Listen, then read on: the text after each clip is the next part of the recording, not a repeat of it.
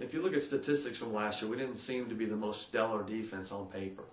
Now, if you're at our games and you're watching our team play, you're going to realize we're a lot better on defense than the statistics are going to show. And we're not a statistically driven team, not offensively nor defensively. I can care less how many yards we give up in a game as long as we're keeping the points at a minimal amount for us to be able to score more than them.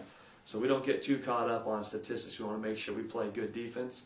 I don't consider us a bend but don't break defense. I think that's what a lot of people say because several times guys are excited to have that turf and just with the goal line shows commitment. The bottom line is how many points will they score. So that's the key statistic defensively is how many points can you keep them from getting. But there was a huge emphasis late in the year, in our run game. We played very good against the run in our last game against Missouri Valley, which got us in the playoffs. But then during that playoff run, we slipped a little bit playing against the run. So our emphasis during the spring and this summer and the fall is going to be how can we stop the run. Passing stuff, we'll rally to that kind of thing and be there. But our main emphasis is stopping the run. So we really wanted to develop our front seven. And a lot of those guys are guys that have been in the program. They're better football players now than they were last fall because of the development, the work ethic. Made a few schematic changes on the defensive side of the ball. But I feel we're going to be better. We had a guy into the mix there, T.J. Prell, who played for us 2 years ago. He had shoulder surgery last year, so he missed all of last season. But he is an absolute terror. He's tough to block. If he's healthy, he's going to be one of the best defensive players in the country at our level of football. Front seven, other guys on the front seven is Logan Wright, 4-time team captain. I think that says a lot about him. He's voted captain by his teammates for 4 straight years.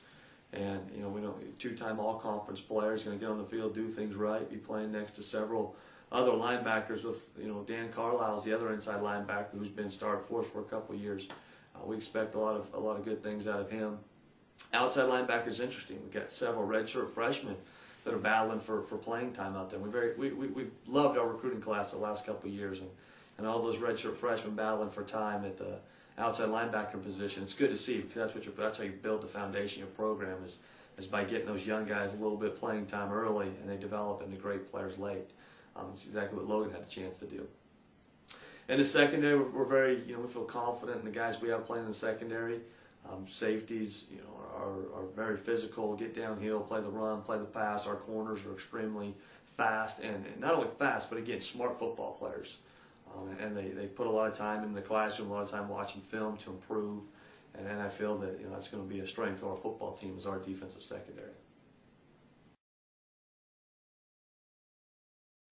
Every program in the country talks about special teams being 1/3 of every game, but I don't think every team commits to spending 1/3 of their time on special teams. Or, a lot of times they'll have their backup players on special teams to save the energy of the frontline players or starters on offense or on defense. Our philosophy is completely different.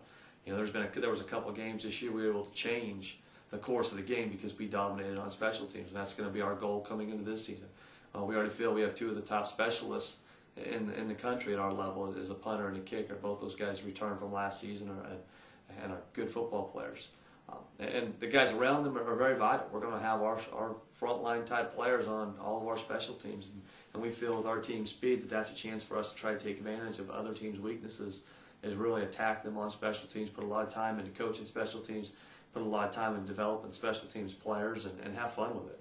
That's going to be an integral part of our practice, is putting time into making sure we're ready to go on special teams. One of the things that I think makes our football program and our football team special is our practice intensity. We really try to create confusion and chaos at practice. If you come to our practice, you'll see guys run all over the place. We try to practice at 1,000,000 miles an hour, and we want to make practice more difficult than any game could ever be. So our goal is when we get to Saturday's going to be easy. Saturday's going to be slower. We're going Tuesday, Wednesday, Thursday is going to be crazy, chaotic. We're going to throw a ton of stuff at our players, make them react on the run. We don't spend a lot of time slowing things down and coaching on the field. We do most of our coaching in the classroom and meeting time. On the field, we're going to be right at them all day long with different drills and moving at 100% tempo, fast and efficient practices. I think that's kind of what separates good teams from great teams, and hopefully we can make that transition from last year being a good team to this year being a great team.